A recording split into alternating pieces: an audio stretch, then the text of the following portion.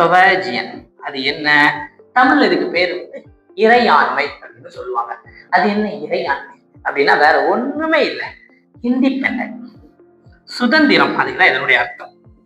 Independent, சுதந்திரம். India சுதந்திரம் அடைஞ்சிட்டு உங்க எல்லாத்துக்குமே தெரியும். எப்போ சுதந்திரம் அடைஞ்சாங்க? இந்தியா பாத்துக்கிட்டீங்க அப்படின்னா ஆகஸ்ட் 15, 1947 சுதந்திரம் அடைஞ்சாங்க. அதுக்கப்புறம் எதுக்கு சொவேஜியன் இண்டிபெண்டன்ட் அப்படின்னு ஒண்ணு வச்சிருக்காங்க அப்படின்னா, இந்தியா இந்த உலகத்துல பல நாடுகள் இருக்கு, பல வல்லரசு நாடுகள் இருக்கு, எந்த நாட்டுக்கும் கீழே இந்தியா கிடையாது. அப்படின்னா அதனுடைய அர்த்தம் என்னன்னா, நம்மளுடைய அஃபயர்ஸ், விவகாரங்கள், நம்ம நாட்டுல பல விவகாரங்களை என்ன பண்ணுது அப்படின்னா அரசு நடத்திட்டு இருக்காங்க. அந்த விவகாரங்களுக்கு யாருக்கும் அடிப்படையே போறது இல்லை. இந்தியா யுனைடெட் நேஷன்ல மெம்பரா இருக்கு, இந்தியா வேர்ல்டு பேங்க்ல மெம்பரா இருக்கு, வேர்ல்டு பேங்க்ல இந்தியா கடன் வாங்கியிருக்கு, IMFல இந்தியா மெம்பரா இருக்காங்க, கடன் வாங்கியிருக்காங்க. ஆனா யாருமே இந்தியாவுடைய உள் விவகாரங்கள்ல தலையிட மாட்டாங்க. இந்தியாவுடைய உள் விவகாரங்கள்ல தலையிடாமலும் இன்டைரக்டா அவங்க என்ன பண்ண முடியாது அப்படின்னா ஃபோர்ஸ் பண்ண முடியாது. இதுதான் சொவேஜியன். அப்போ சொவேஜியன் அப்படின்னாலே நமக்கு என்ன மீனிங் வரணும்? இண்டிபெண்டன்ட் அப்படின்னு சொல்லக்கூடிய அந்த கான்செப்ட் என்ன பண்ணணும் அப்படின்னா நமக்கு வந்துடணும். ஓகேயா? ஓகே. செகண்ட் வேர்ட் நம்ம என்ன பார்த்தோம்? சோசியலிஸ்ட். அழகான ஒரு வேர்டான சோசியலிஸ்ட். சோசியலிஸ்ட் சமூகத்துவம் அப்படின்னு சொல்லுவாங்க. இந்தியா ஒரு சோசியலிஸ்ட் கண்ட்ரியா அப்படின்னு கேட்டா கண்டிப்பா இந்தியா ஒரு சோசியலிஸ்ட் கண்ட்ரி தான். சோசியலிஸ்ட் கண்ட்ரி அப்படிங்கிறது என்ன சொல்லப்படுதுன்னா எல்லாருமே ஈக்குவல், யாரும் என்ன பண்ணக்கூடாது அப்படின்னா யாரையும் டாமினேட் பண்ணக்கூடாது அப்படின்னு சொல்லப்படுறது தான் இந்த சோசியலிஸ்டுடைய மீனிங். இந்த சோசியலிஸ்டுக்கு ஆப்போசிட்டா இருக்கக்கூடியதுதான் கேபிட்டலிஸ்ட், அதாவது முதலாளித்துவம் அப்படின்னு சொல்லுவாங்க. முதலாளித்துவம் அப்படின்னா என்னன்னா, ஒரு நாட்டுல முதலாளிகள் அதிகமா இருப்பாங்க. சோ அந்த நாட்டுல அரசினுடைய தடை வந்து கம்மியா இருக்கும், அரசு எல்லா விஷயத்திலும் இன்டர்ஃபியர் ஆக மாட்டாங்க. சோ முதலாளித்துவம் அப்படின்னா உங்ககிட்ட பணம் இருக்கு, நீங்க என்ன பண்ணலாம் அப்படின்னா ஒரு வணிகத்தை ஆரம்பிக்கலாம், பிசினஸ் ஆரம்பிக்கலாம், நீங்க ரன் பண்ணலாம். சோ முதலாளிகளுக்கு அங்க எந்த தடைகளும் இருக்காது. ஆனா அரசினுடைய கட்டுப்பாடுகளுக்கு உட்பட்டு தான் என்ன பண்ணணும் அப்படின்னா அங்க பிசினஸ் பண்ணணுமே தவிர என்ன பண்ணக்கூடாது, அந்த நாட்டினுடைய அரசு சட்டத்திட்டத்தை மீறி நீங்க என்ன பண்ணக்கூடாது அப்படின்னா எதுவுமே பண்ணக்கூடாது. ஓகே. அடுத்து இந்த சோசியலிஸ்ட் என்ன? கேபிட்டலிஸ்டுக்கு அப்படியே ஆப்போசிட் என்ன சொல்லுவாங்க அப்படின்னா சோசியலிஸ்ட். சோசியலிஸ்ட பொறுத்த வரைக்கும் அரசு முதன்மையானதாக இருக்கும். அரசு அந்த நாட்டுல வணிக நடவடிக்கைகளை கட்டுப்படுத்துவாங்க, அரசு மக்களுக்கு தேவையான எல்லா விஷயத்தையும் கொடுப்பாங்க. பிரைவேட்னு சொல்றாங்க தெரியுமா, இந்த தனியார், இதை வச்சு இந்த ரெண்டையும் என்ன பண்ணலாம் அப்படின்னா டிஃபைன் பண்ணலாம். அதாவது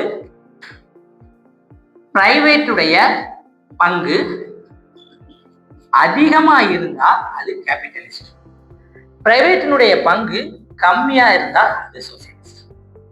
ஈஸியா புரிஞ்சிருக்கும் நினைக்கிறேன். அப்போ தனியார் மயம் எங்க அதிகமா இருக்கோ அதை முதலாளித்துவ நாடுன்னு சொல்லுவாங்க, தனியார் மயம் எங்க கம்மியா இருக்கோ அதை என்ன சொல்லுவாங்க, சமூகத்துவ நாடு அப்படின்னு சொல்லுவாங்க. இப்ப இதுல நம்மளுடைய பிரியாம்பிள்லே கொடுத்துட்டோம் நம்ம வந்து சோசியலிஸ்ட் கண்ட்ரி அப்படின்னு சொல்லி. பட் இருந்தாலும் இந்த சோசியலிஸ்ட் கண்ட்ரி எதை இன்னொரு முறையில வரையறுக்குது அப்படின்னு பார்த்துக்கிட்டீங்கன்னா எக்கானமி, அதாவது பொருளாதாரத்தை வந்து அது சொல்லுது. அப்ப இந்திய பொருளாதாரம் கேபிட்டலிஸ்ட் பொருளாதாரமான்னு கேட்டீங்க அப்படின்னா இந்தியாவில் முதலாளிகள் இருக்காங்க. இந்தியாவில் சோசியலிஸ்ட் பொருளாதாரம் அப்படின்னு கேட்டா கண்டிப்பா இந்தியாவில் சோசியலிஸ்ட் பொருளாதாரமும் இருக்கு. பட் ஜவஹர்லால் நேரு என்ன பண்ணிக்கிட்டாரு அப்படின்னா முழுமையான கேபிட்டலிஸ்டே எடுக்கல, முழுமையான சோசியலிஸ்டே எடுக்கல, ரெண்டையுமே கம்பைன் பண்ணி மிக்ஸ்டு அப்படின்னு சொல்லக்கூடிய ஒரு வித்தியாசமான பொருளாதார முறையை இங்க கொண்டு வந்தாரு. அதனாலதான் நம்மளுடைய சோசியலிஸ்ட் நம்ம என்ன சொல்லுவோம் அப்படின்னா டெமோக்ராட்டிக் சோசியலிசம் அப்படின்னு சொல்லுவோம். முழுமையான மார்க்சிசம் நமக்கு கிடையாது, அதாவது டெமோக்ராட்டிக் சோசியலிசம். அப்போ இந்தியாவை பொறுத்த வரைக்கும் இந்தியா இஸ் சோசியலிஸ்ட் கண்ட்ரி. அந்த சோசியலிஸ்ட் கண்ட்ரி எதை பேஸ் பண்ணி இருக்கு அப்படின்னா டெமோக்ராட்டிக் சோசியலிசம். Okay okay. இனி அடுத்து இதுல ஒரு சின்ன இம்பார்ட்டன்ட் பாயிண்ட் மட்டும் நம்ம பார்க்கணும். இந்த டெமோக்ராட்டிக் சோசியலிசம் பற்றி சுப்ரீம் கோர்ட், இந்தியாவினுடைய உச்ச நீதிமன்றம் மிக முக்கியமான ஒரு விஷயத்த சொல்லியிருக்காங்க. இந்தியா டெமோக்ராட்டிக் சோசியலிசம்னால இந்தியாவுல என்னென்ன விஷயம், இந்தியா டெமோக்ராட்டிக் சோசியலிசம் அப்படிங்கிறத உங்களுக்கே தெரியும். இந்தியாவில் என்ன இருக்கு அப்படின்னா பாவர்ட்டி அதிகமா இருக்கு, வறுமை இருக்கு. இந்தியாவில் இக்னரன்ஸ், அதாவது அறியாமை அதிகமா இருக்கு. இந்தியாவில் இன்இக்வாலிட்டி, சமத்துவமின்மை அதிகமா இருக்கு. இந்தியாவுல இது போக டிசீஸ், நிறைய பேர் நோய்வாய்ப்பட்டிருக்காங்க. இது எல்லாத்தையும் என்ன பண்ணணும் அப்படின்னா முடிவுக்கு கொண்டு வரதுனாலதான் அந்த பொறுப்பு யாருக்கிட்ட இருக்கு அப்படின்னா அரசு கிட்ட இருக்கு. அதனாலதான் இந்தியாவுடைய சோசியலிசம் எப்படி இருக்கு அப்படின்னா டெமோக்ராட்டிக் சோசியலிசம் அப்படின்னு சொல்லப்படுது. அப்போ நம்ம 2 பாயிண்ட் படிச்சாச்சு. என்னெல்லாம் பார்த்தோம்? சோவேஜியன் படிச்சிட்டோம், அதே மாதிரி சோசியலிஸ்ட் படிச்சிட்டோம். அடுத்து மிக முக்கியமான ஒரு பாயிண்ட் பார்க்க போறோம், செக்யூலார். இது ஈஸி தான். செக்யூலார் அப்படிங்கிறது ரொம்ப ஈஸியான பாயிண்ட், உங்க எல்லாத்துக்குமே தெரியும். ஆனா ஒரு சின்ன அட்ஜஸ்ட்மெண்ட் இருந்தா போதும், அதை ஈஸியா படிச்சிடலாம். செக்யூலார் மதச்சார்பின்மை. மதச்சார்பின்மைனா என்ன? எல்லாத்துக்கும் என்ன பாயிண்ட் தெரியுமா ஞாபகம் வரும்? மதச்சார்பின்மைனா நம்ம நாடு மதச்சார்பின்மை நாடு. ஆமா, மதச்சார்பின்மை நாடு. எப்படி சொல்றோம்?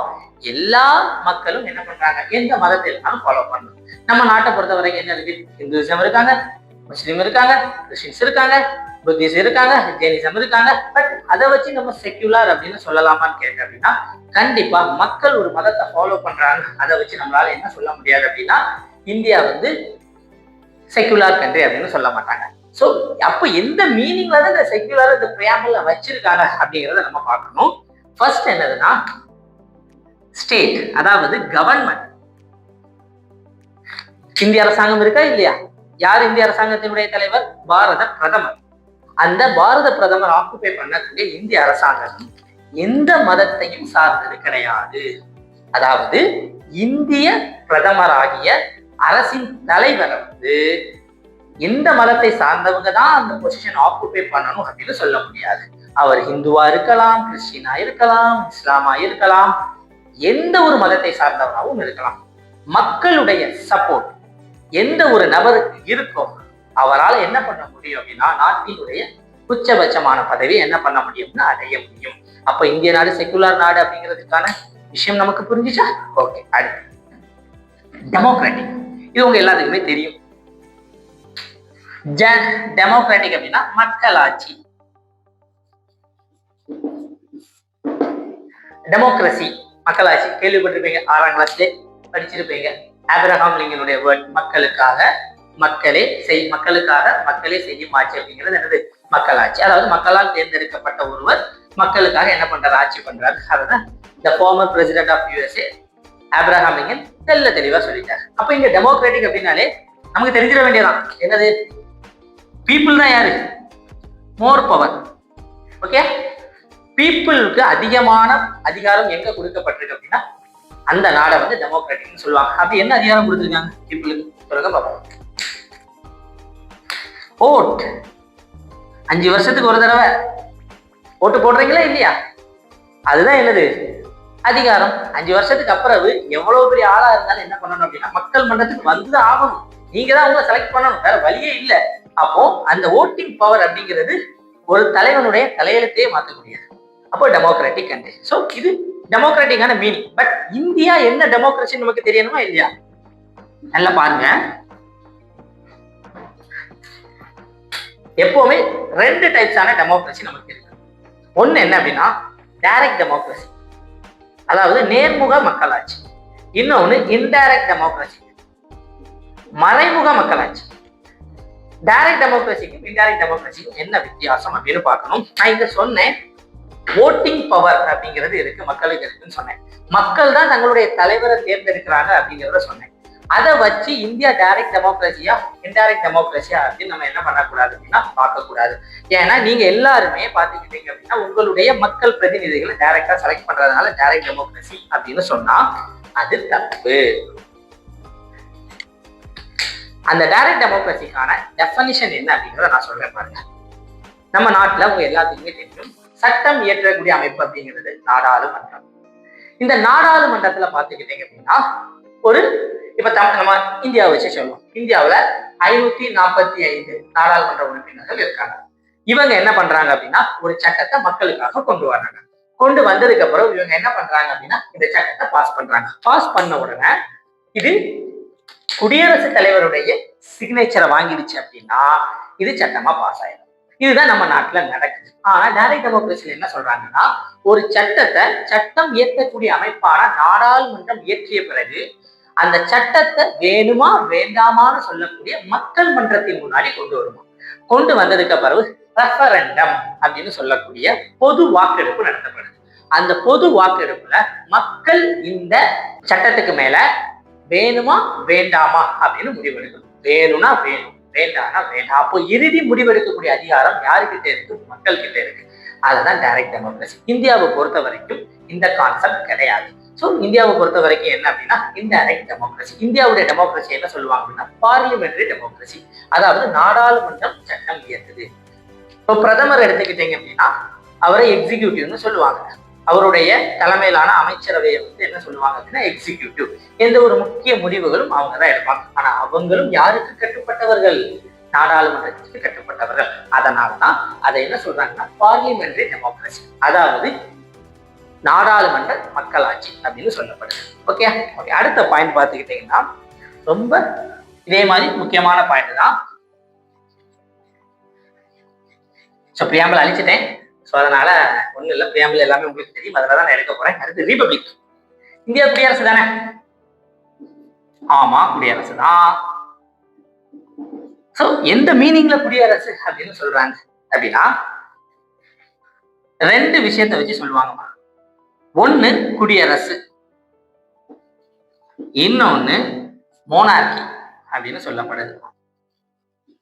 இந்த ரெண்டையும் எதை பேஸ் பண்ணி சொல்றாங்க அப்படின்னா ஹெட் ஆஃப் த ஸ்டேட், நாட்டினுடைய தலைவர், ஹெட் ஆஃப் த ஸ்டேட் எப்படி தேர்வு செய்யப்படுகிறார் அதன் அடிப்படையில் சொல்லப்படுது. மோனார்கி மன்னராட்சி எல்லாத்துக்குமே தெரியும். இப்போ ஒரு கிங் இருக்காருன்னு வைங்களேன், கிங் திடீர்னு கையாயிடுறாரு, இல்லது வேண்டாம் சொல்லிட்டு ரிட்டையர் ஆயிட்டாருன்னு வைங்க. ஒண்ணு குவீன் வரலாம், அல்லது யார் வரலாம்? பிரின்ஸ் வரலாம். அப்ப இங்க என்ன நடக்குது? அந்த ஹெட் ஆஃப் த ஸ்டேட் அப்படிங்கிற அந்த பொசிஷன் சசஷன், அதாவது வாரிசு மூலமாக நிரப்பப்படுகிறது. அதுதான் மோனார்கி அப்படின்னு சொல்லப்படுது. புரிஞ்சா? பட் ரிபப்ளிக் அப்படின்னு என்னன்னா head of the state elected by the people, அதாவது மக்களின் மூலமாக தேர்வு செய்யப்படுவார்கள். இவங்களுக்கு என்ன கிடையாது அப்படின்னா அந்த பொசிஷன் அப்படிங்கிறது நிலையானது கிடையாது. 5 வருடத்திற்கு ஒரு முறை அல்லது சம் இயர்ஸ் அவங்களுடைய கான்ஸ்டிடியூஷன் என்ன சொல்லப்பட்டிருக்கோ அந்த இயர்ஸ் அடிப்படையில என்ன பண்ணுவாங்கன்னா தேர்வு செய்யப்படுவார்கள். ஒருத்தர் பல முறை தேர்வு செய்யப்படலாம், ஆனா கண்டிப்பா என்ன பண்ணணும்? எலெக்ஷன் நடக்கும். அதுதான் ரிபப்ளிக். இந்தியாவை பொறுத்த வரைக்கும் ஹெட் ஆஃப் த ஸ்டேட் அப்படின்னு சொல்லக்கூடிய நம்ம நாட்டினுடைய தலைவர் யாரு? குடியரசுத் தலைவர். அந்த குடியரசுத் தலைவர் அப்படிங்கிற பதவி நிரந்தரமானதா? கிடையாது.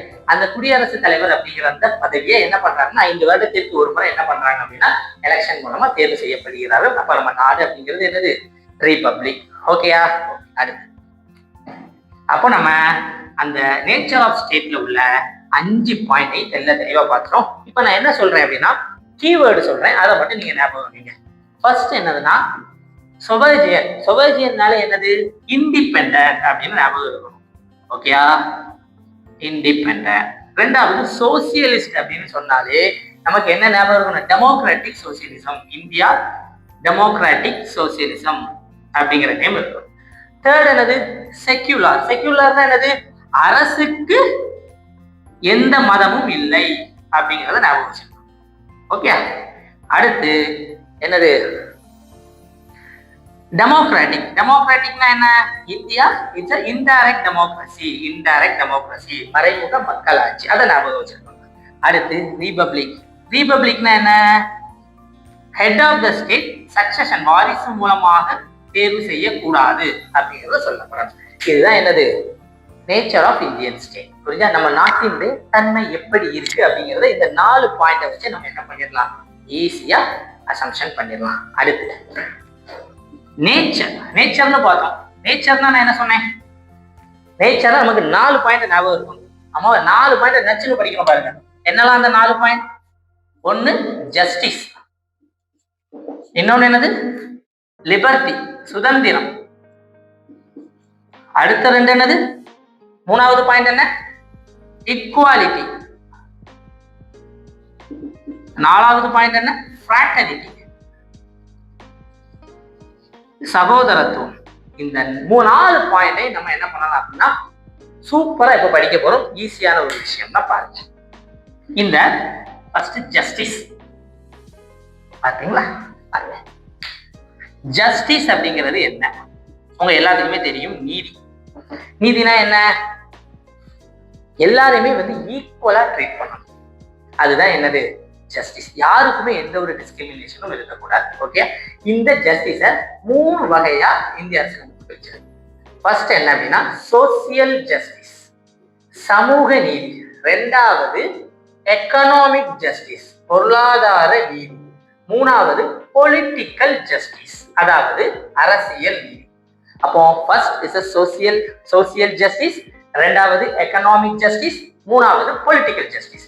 சோசியல் ஜஸ்டிஸ்னா என்ன?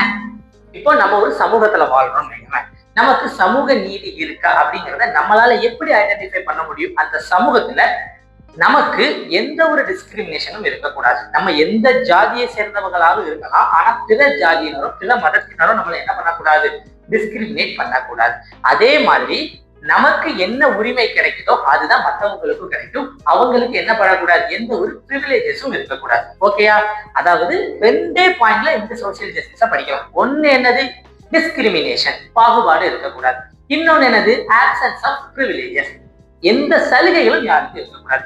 யாருக்கும் எந்த சலுகைகளும் கிடைக்கல, யாரையும் பாகுபடுத்தல அப்படின்னா அந்த ஜஸ்டிஸ் என்ன சொல்லுவாங்க? Social justice.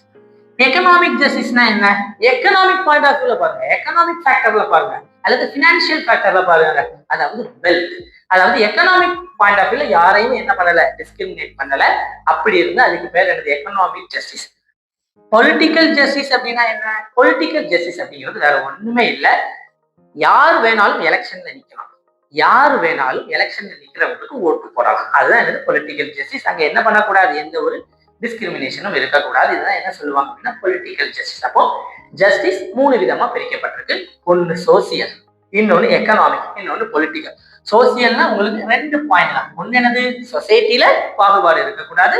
2வது என்னது? யாருக்கும் எந்த ஒரு பிரிவிலேஜஸும் இருக்கக்கூடாது. ஓகே, எக்கனாமிக் பாயிண்ட் ஆஃப் வியூல இது என்னது? பொலிட்டிக்கல் பாயிண்ட் ஆஃப் வியூல. ஓகே, இந்த சோசியல் ஜஸ்டிஸ்ல இன்னொரு முக்கியமான ஒரு பாயிண்ட் இருக்கு. இந்த 3 ஜஸ்டிஸுமே நம்ம எங்க இருந்து எடுத்துக்கிட்டோம் அப்படின்னா 1917, 1918ல நடந்த ரஷ்யன் ரெவல்யூஷன் எடுத்துக்கணும். ரொம்ப ரொம்ப முக்கியமான ஒரு பாயிண்ட், அடிக்கடி கேட்கக்கூடிய ஒரு விஷயம் தான் என்னது? இந்த சோசியல், இந்த ஜஸ்டிஸ். ஓகே, நெக்ஸ்ட் புரிஞ்சுச்சா? நெக்ஸ்ட் என்னது அப்படின்னா லிபர்ட்டி, சுதந்திரம். இந்திய நாடை பொறுத்த வரைக்கும் எல்லாத்துக்கும் எல்லா சுதந்திரத்தையும் இந்திய அரசியலமைப்பு கொடுத்திருக்கு. யாரு கொடுக்கல? இந்திய அரசாங்கம் கொடுக்கல. யாரு கொடுத்திருக்கா? இந்திய அரசியலமைப்பு கொடுத்திருக்கு. என்ன கொடுத்திருக்காங்க? அப்படி உங்களுக்கு என்ன சுதந்திரம் இருக்கு சொல்லுங்க பார்ப்போம். First, thought, liberty of thought. எண்ணம். உங்களுடைய எண்ணத்தை என்ன பண்ண முடியுது? செயல்படுத்த முடியுதா இல்லையா? உங்களுடைய எண்ணத்தை என்ன பண்ணலாம்? மற்றவங்க கிட்ட சொல்ல முடியுதா இல்லையா? அடுத்து எக்ஸ்பிரஷன், வெளிப்பாடு. என்ன பண்ணுவீங்க?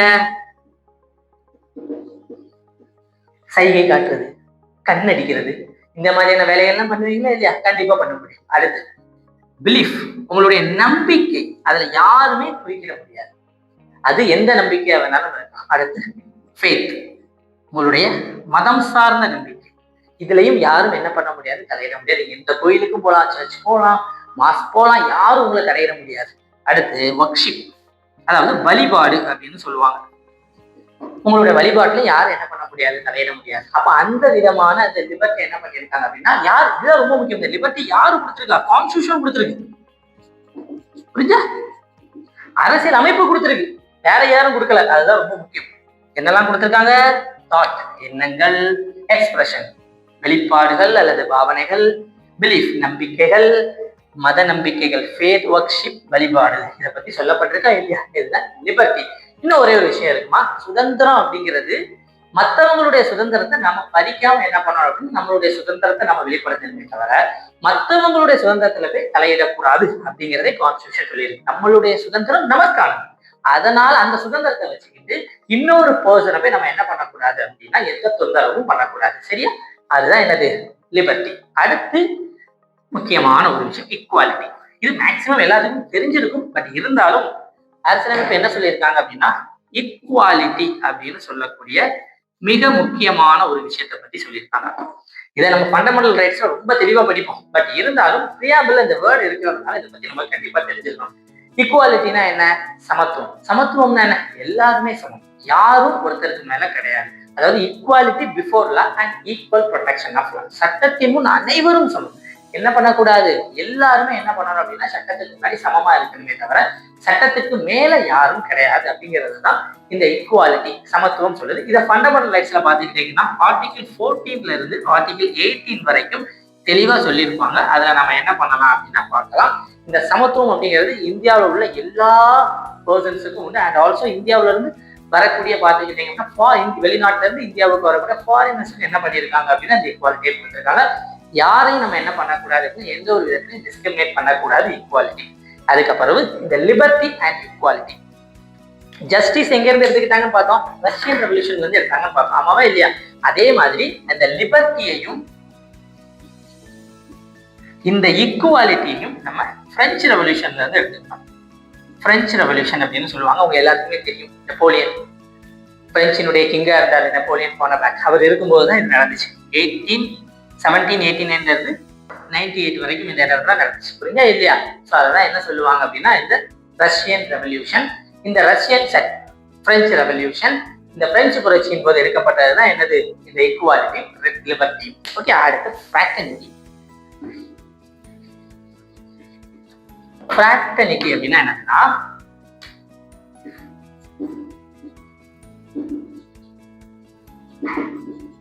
சகோதரத்துவம். அது இன்னொரு வேர்ட், அந்த ஃப்ராட்டர்னிட்டிய சகோதரத்துவம், இன்னொரு வேர்ட் என்ன சொல்லுவாங்க, பிரதர்ஹுட்.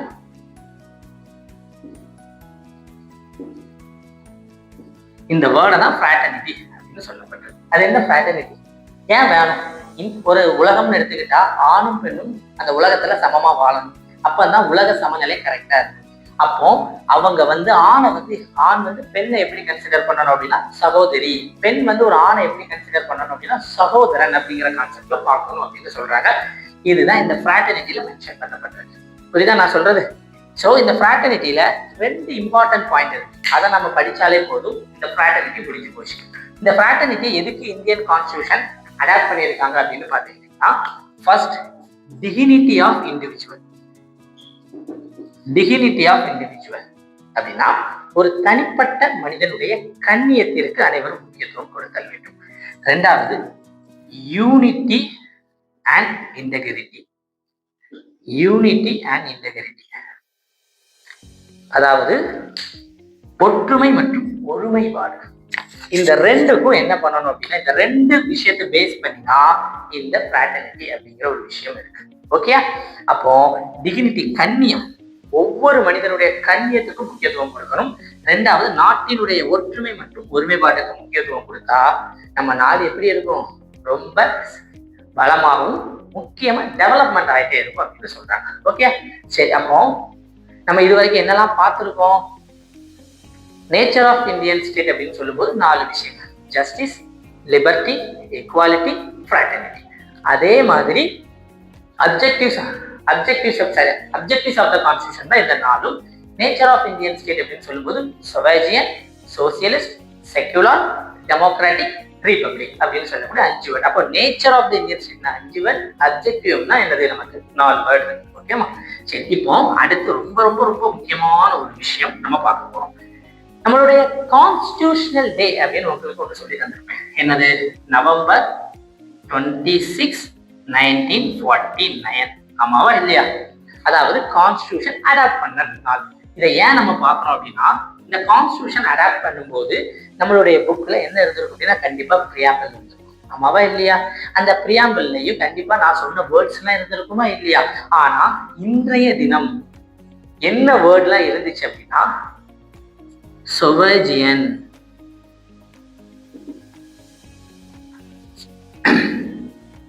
டெமோக்ராட்டிக், சொவேஜியன்,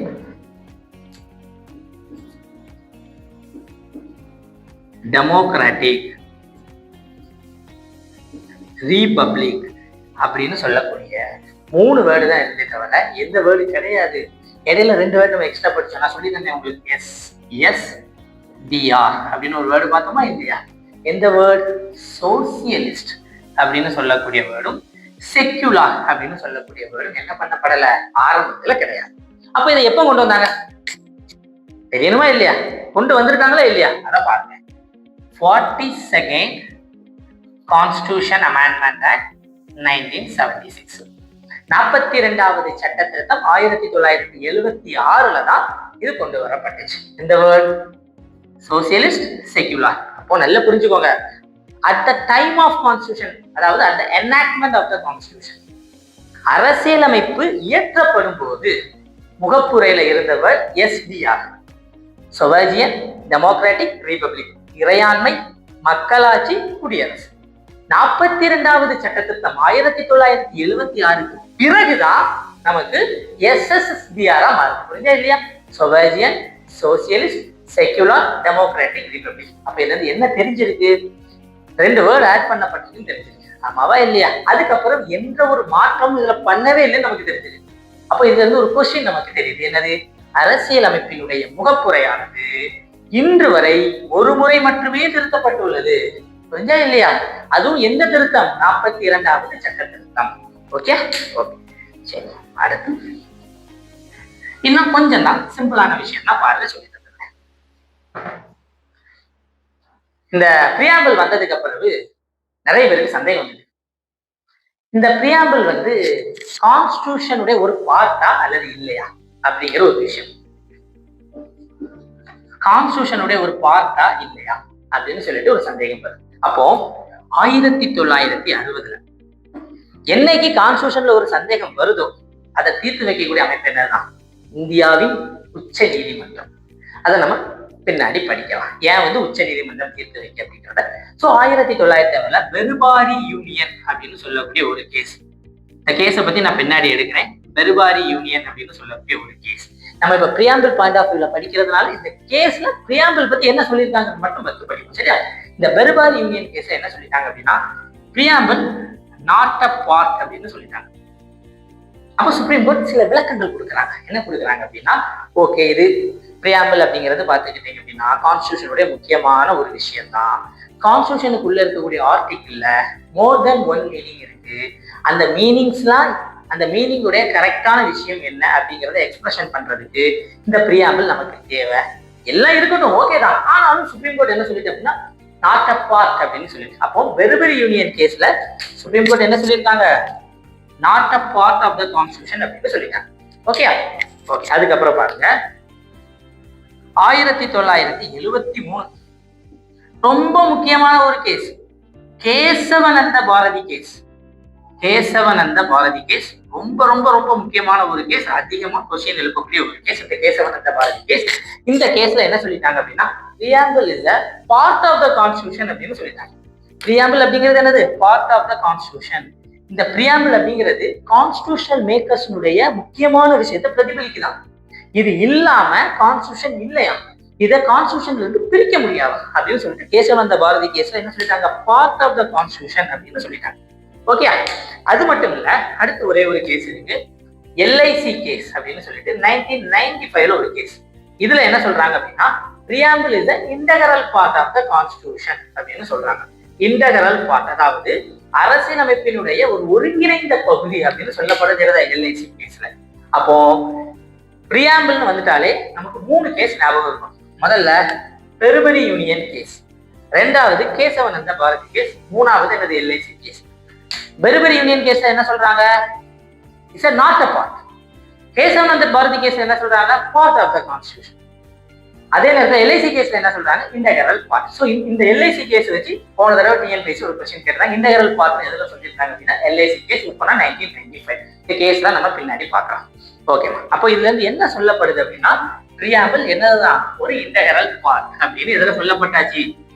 சுப்ரீம் கோர்ட் தன்னுடைய தீர்ப்புல சொல்லிட்டாங்க. புரிஞ்சா?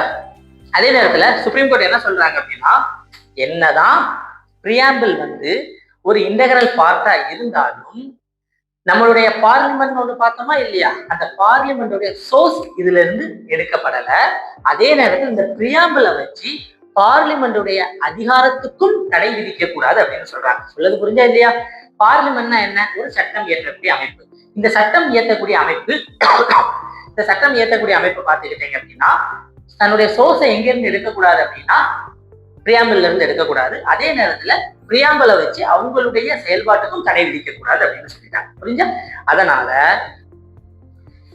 பிரியாம்பல் அப்படிங்கிறது நாட் அ ஜஸ்டிசியபிள் பார்ட் அப்படின்னு சொல்லப்படுது. ரொம்ப முக்கியமான ஒரு வேர்டு இந்த ஜஸ்டிசியபிள் அப்படிங்கிற ஒரு பார்ட். அப்படின்னா என்னதுன்னா, ஜஸ்டிசியபிள் அப்படின்னா யாருமே அது ரிலேட்டடா சுப்ரீம் கோர்ட்ல வழக்கு தொடுக்க முடியும். நாட் அ ஜஸ்டிசியபிள் அப்படின்னா வழக்கு தொடுக்க முடியாது. அதான் முதலே சொல்லிட்டான், சோர்ஸும் இல்லை, ப்ராகிபிட் தடையும் கொடுக்க கூடாது. அப்போ இது என்ன கிடையாது, நாட் அ ஜஸ்டிசியபிள் பார்ட். புரிஞ்சா? இல்ல, இது வந்து என்ன கிடையாது, நியாயப்படுத்த முடியாத ஒரு பகுதி அப்படின்னு சொல்லிட்டாங்க. ரொம்ப முக்கியம், இது நம்ம தெரிஞ்சுக்க வேண்டியது என்ன அப்படின்னா, integral part of the constitution. எந்த கேஸ் அப்படின்னா எல்ஐசி கேஸ். எப்போ அப்படின்னா 1995. ஓகே, அடுத்து லாஸ்ட் பிரியாம்பிளுடைய லாஸ்ட் பகுதிக்கு போயிட்டோம். பிரியாம்பிளை அமெண்ட்மெண்ட் பண்ண முடியுமா சொல்லுங்க பார்ப்போம். பிரியாம்பிளை அமெண்ட்மெண்ட் பண்ண முடியுமா அப்படின்னு கேட்டா, ஆமா பண்ணியிருக்கோம். எப்போ பண்ணோம்? 1976ல பண்ணியாச்சு. அப்போ 1976ல தான் பண்ணியிருக்காங்க. அதுக்கு முன்னாடி பண்ண முடியுமா அப்படின்னு கேட்டீங்க அப்படின்னா, உங்க எல்லாத்துக்குமே தெரியும் ஒரு கேஸ் நான் இதுக்கு முன்னாடி சொல்லி தந்தேன். 1960 என்ன கேஸ்? Berubari union case. இதுல சுப்ரீம் கோர்ட் என்ன சொல்லியிருக்கு? It's not a part of the constitution. அப்போ கான்ஸ்டிடியூஷனோட ஒரு பகுதியே இல்லை அப்படின்னா அதை அமெண்ட்மெண்ட் பண்ண முடியாது அப்படின்னு சொல்லிட்டாங்க. ஆனா 1973ல என்ன சொல்லப்பட்டுச்சு? கேசவனந்த பாரதி கேஸ்ல it's a part of the constitution. அப்போ கான்ஸ்டிடியூஷனுடைய ஒரு பகுதினால என்ன பண்ணலாம்? திருத்தலாமா இல்லையா? அதே மாதிரி நம்மளுடைய அரசியலமைப்பை ஒரே முறை திருத்தினாங்க. எப்போ? 1976. எந்த திருத்த சட்டம்? 42வது திருத்த சட்டம். இந்த 42வது திருத்த சட்டம் ரொம்ப ரொம்ப ரொம்ப இம்பார்ட்டன்ட். இது மூலமா அரசியலமைப்புல பல விதமான திருத்தங்கள் கொண்டு வந்திருக்காங்க. இந்த வீடியோ இதோட நமக்கு பார்த்துக்கிட்டீங்க அப்படின்னா பிரியாம்பிள் அப்படின்னு சொல்லக்கூடிய ஒரு மிகப்பெரிய ஒரு பார்ட் முடியுது. ஏதாவது டவுட் இருந்துச்சு அப்படின்னா கமெண்ட் பண்ணுங்க. இந்த வீடியோ பிடிச்சிருந்து அப்படின்னா லைக் பண்ணுங்க, ஷேர் பண்ணுங்க. ஸோ உங்களுடைய இதை நல்லா சப்ஸ்கிரைப் பண்ணுங்க. போட்டித் தேர்வுகள் பண்ணக்கூடிய மாணவர்களுக்கு இதை என்ன பண்ணுங்க அப்படின்னா ஷேர் பண்ணுங்க. தேங்க்யூ.